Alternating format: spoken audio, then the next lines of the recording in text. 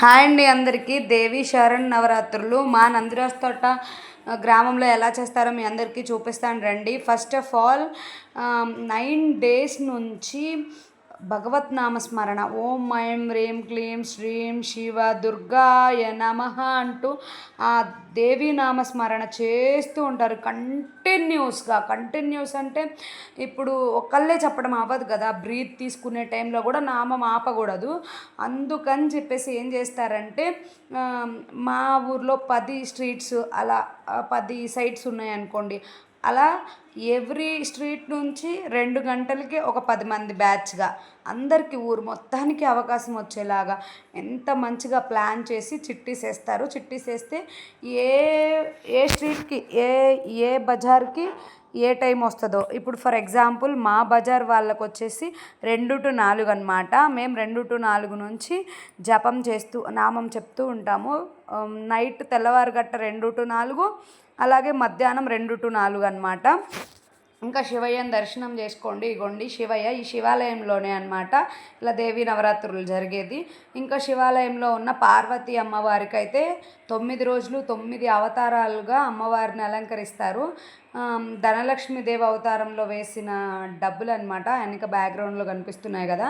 ఇంకా వచ్చేసి ఈ ఈ ద్వీపాలు చెప్పాం కదండి, అష్టాదశ శక్తిపీఠాలకు ప్రతీకలుగా ఒక్కొక్క శక్తిపీఠం ఒక్కొక్క అమ్మవారికి నిదర్శనంగా ఇలాగా దీపాలు వెలిగించి ఆ ద్వీపాల్లో రోజు ఎర్లీ మార్నింగ్ 2కి నేను అంతకుముందు వీడియోలో చూపించాను కదా, స్వామి తాత పూజ చేస్తూనే ఉంటాడు.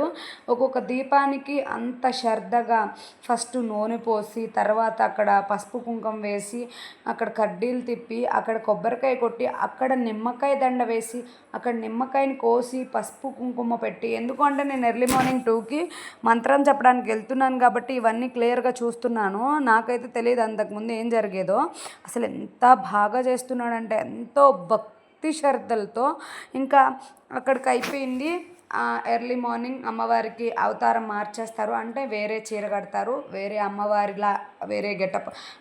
ఫర్ ఎగ్జాంపుల్ ఇవాళ లక్ష్మీదేవి అంటే రేపు సరస్వతీదేవి, మహాచండి, మహాలక్ష్మి అలా ఉంటుంది కదా, అలాగనమాట.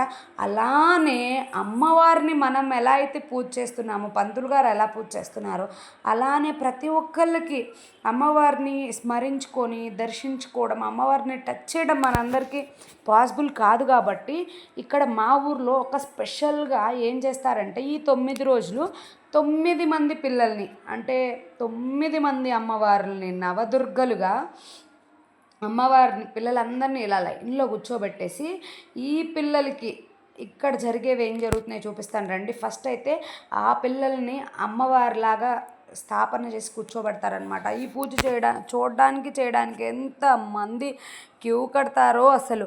అయితే ఈ అమ్మవార్లను అందరినీ ఇలా కుర్చీల్లో కూర్చోబెట్టేసి అమ్మవారి కాళ్ళకి, ఈ పిల్లల కాళ్ళే అమ్మవారి కాళ్ళు అనుకొని, ఈ పిల్లల కాళ్ళకి ఫస్ట్ పసుపు రాసి పారాణి పెడతారు. దుర్గమ్మ నీ కాళ్ళకే రాస్తున్నామమ్మా అని పంతులు మంత్రాలు, వేద మంత్రాలు నడుమ ఆ పిల్లల కాళ్ళకే పసుపు రాసి పారాణి పెట్టి వాళ్ళ పాదాలని మళ్ళీ కడిగి మళ్ళీ అలంకరించి ఆ పళ్ళాల్లో వాళ్ళ కాళ్ళను పెట్టి వాళ్ళ కాళ్ళకి పూలు వేసి ఇంకా పూజ చేయడం అయితే స్టార్ట్ చేస్తారనమాట. వీళ్ళకే అగరబత్తులు తిప్పుతారు, వీళ్ళకే పసుపు కుంకుమ వేస్తారు వాళ్ళ పాదాల దగ్గర.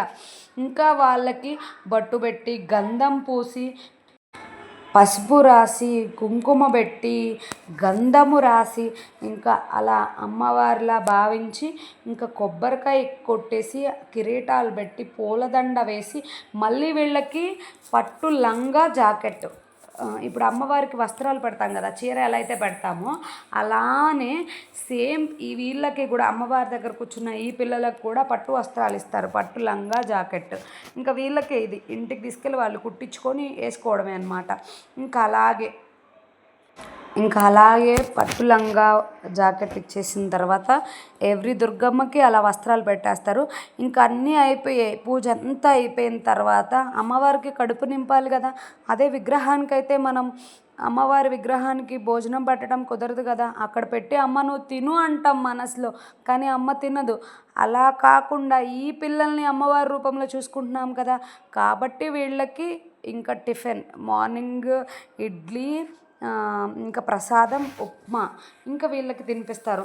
ఎందుకు అంటే కల్మషం లేని ఎలాంటి కుళ్ళు కుట్ర ఇప్పుడున్న సొసైటీ ఎలా ఉందంటే రాగ భావ దేశాలతో ఎలాంటి వాళ్ళకైనా ఈర్ష్యాభావాలు చాలా ఉన్నాయి. అలా ఏమీ ఉండదు. చిన్నపిల్లలకి ఏం తెలుస్తాయండి, వీళ్ళకి అలాంటివి తెలియవు కాబట్టి వీళ్ళే అమ్మవార్లు. ఏమీ తెలియని పసి బాలికల్లోనే అమ్మ ఉంటుంది. అన్నీ తెలిసిన మనకంటే ఏమీ తెలియని వాళ్ళలోనే అమ్మ ఎప్పుడు ఉంటుంది. అలాగే ఇంకా ఈ పిల్లలకి ఇంకా టిఫిన్ అయితే అంటే కడుపు నింపుతున్నారు, అమ్మవారికి ప్రసాదం నివేదన చేస్తున్నారనమాట.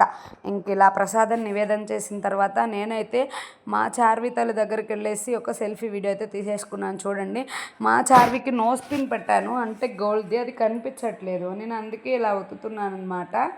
ఇంకా నాకైతే చార్విని రెడీ చేసినంతసేపు ఎంత తన్మయత్వానికి వెళ్ళిపోయా అంటే, నేను ఒక దుర్గమ్మనే రెడీ చేస్తున్నానా, నా కడుపున ఒక దుర్గమ్మే పుట్టిందా అన్న ఫీల్ వచ్చింది. ఎందుకు అంటే whatever it may be, ఆడపిల్ల లేని ఇల్లే కాదని అంటారు, అది నిజమండి.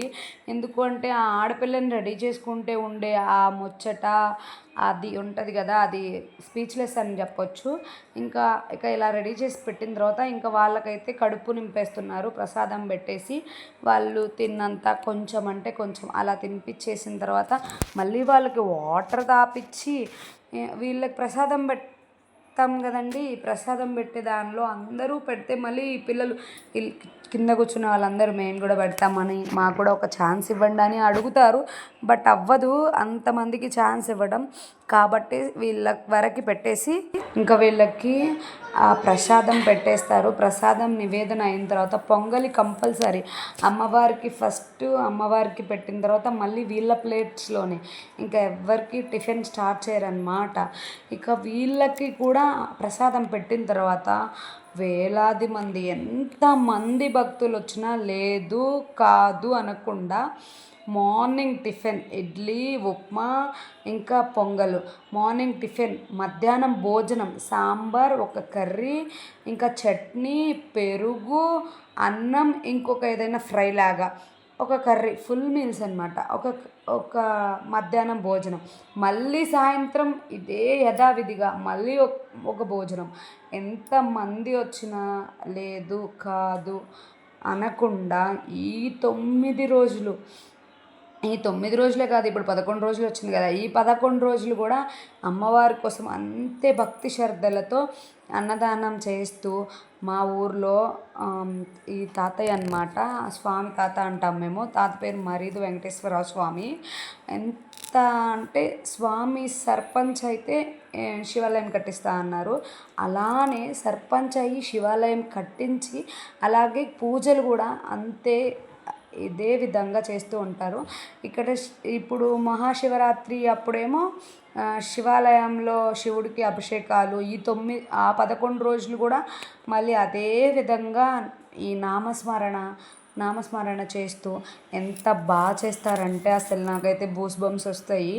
ఇక గుడికి వెళ్తే ఆ వైబ్స్ వేరే. అంటారు కదా, మనం అమ్మవారికి ఎన్ని పూజలు చేస్తే అంత శక్తులు వస్తాయని. అలాగే మా ఊర్లో నిత్యం ఒక పూజ, నిత్యం ఒక తిరణాల, నిత్యం ఒక భజన. ఇక అసలు ఎప్పుడు ఊరంతా ఆధ్యాత్మిక భావన.